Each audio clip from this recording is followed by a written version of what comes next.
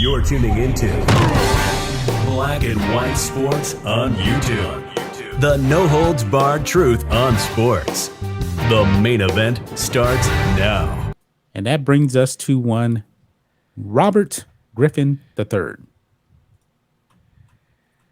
Let me go ahead and share my screen right here.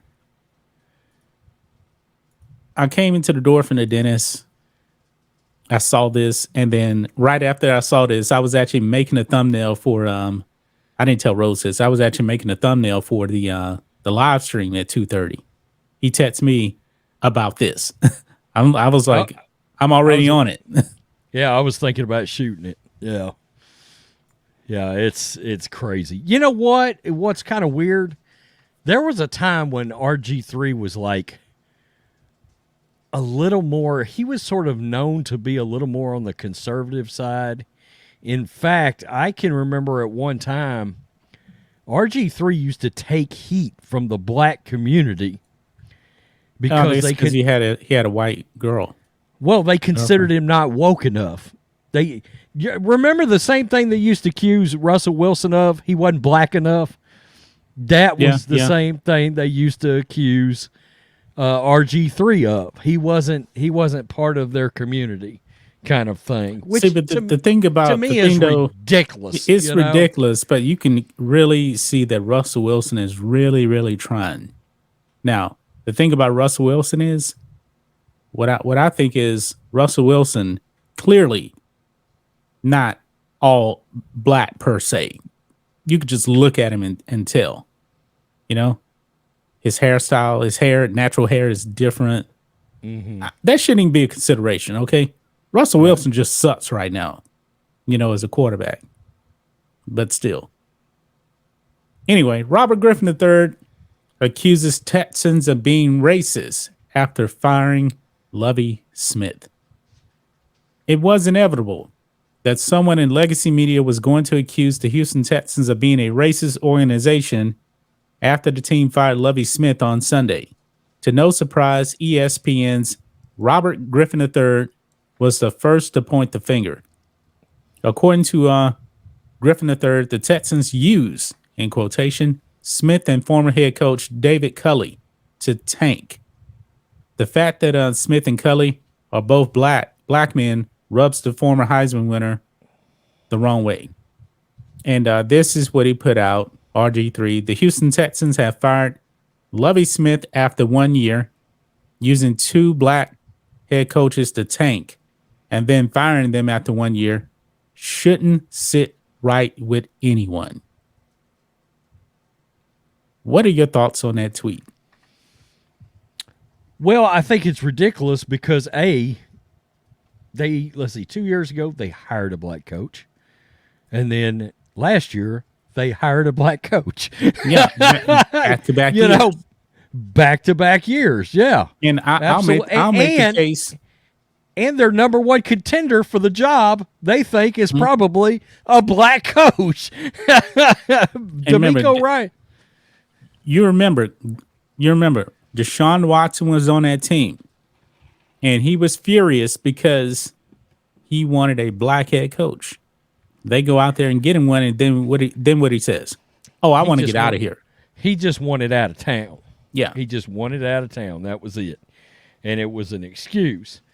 You know, and what kills me is, you know, Lovie has got a 92-100 record.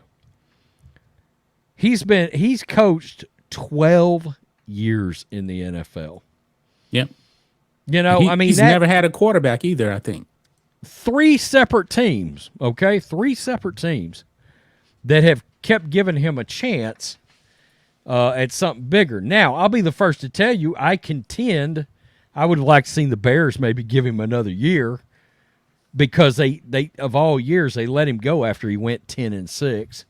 But he didn't make the playoffs that year. And after a while, well, you know, there's always a theory that when a coach has been at a place too long, their voices start turning stale, et cetera, et cetera. Yeah. The message starts getting lost, I guess, unless you're Bill Belichick. And Bill Belichick is probably on a hot seat a little bit with Robert Kraft. Well, he will be if he doesn't get rid of Patricia and Joe Judge, or at least reassign them to somewhere else. Because, Kraft's not going to have that offensive situation they've got going on right now. But, I mean, it's just foolish. It's a lazy take.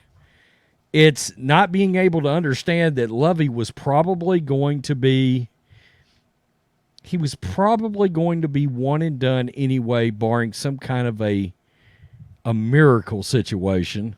Everybody knew he was kind of a get them by. Now Lovie Smith gets to make all that money just sitting around the house, if you look at it. And you know what nobody ever talks about in these situations, as they keep calling the NFL as a league racist and these teams racist. Have you ever truly met anybody that was a racist that they would be okay paying somebody of color all of that money out of their pocket? No. I mean, you're talking about a league that has created generational wealth for many, many black men. That doesn't seem like a racist league to me, or a bunch of racist teams. See, I don't even see race. Now, I'm a Cowboys fan. Mike McCarthy is white. I want him fired. Not because he's white. I'd much rather have Sean Payton, who just so happens to be white, but he's a much better coach. Jerry Jones, please fire Mike McCarthy, no matter what happens. I don't care if you win a Super Bowl. Fire that man. Anyway, back to you, Rhodes. Yeah. So, I mean, I just don't see the point. I don't see the connection between race and this and the hiring of head coaches. I think Brian Flores' lawsuit is utterly ridiculous. He's about to interview. Yeah, we're going to talk about that. He's about to interview for the defensive coordinator job in Cleveland because they fired their defensive coordinator. He had no actual reason to file that lawsuit, but especially considering he was absolutely on the trajectory to get another head coaching job at some point. Flores was considered a good coach, and he might have been in the running to have gotten his Texans job had he not filed that lawsuit.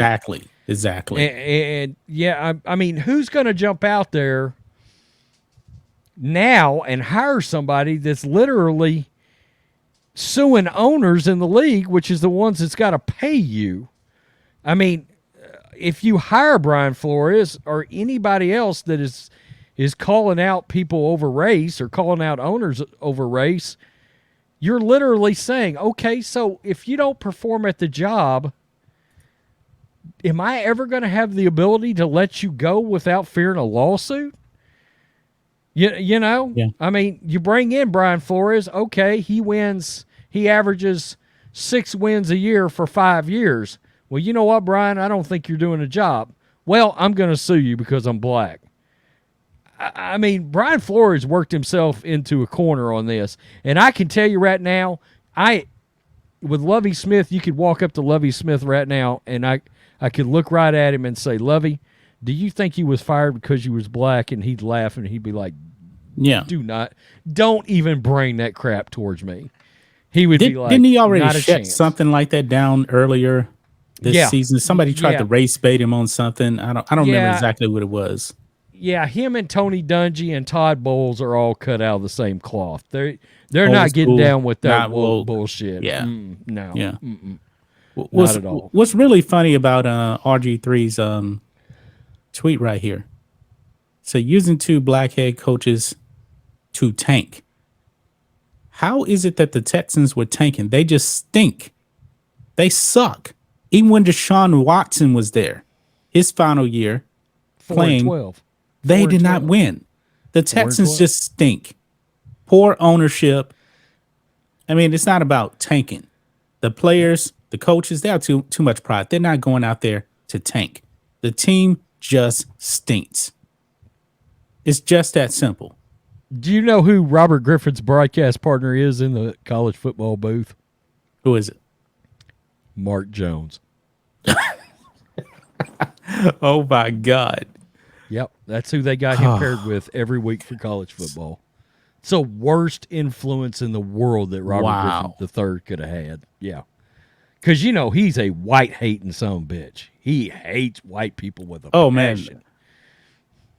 Is it safe to say that Mark Jones is probably the male version of Jamel Hill? He's blatant. Yeah. Wow.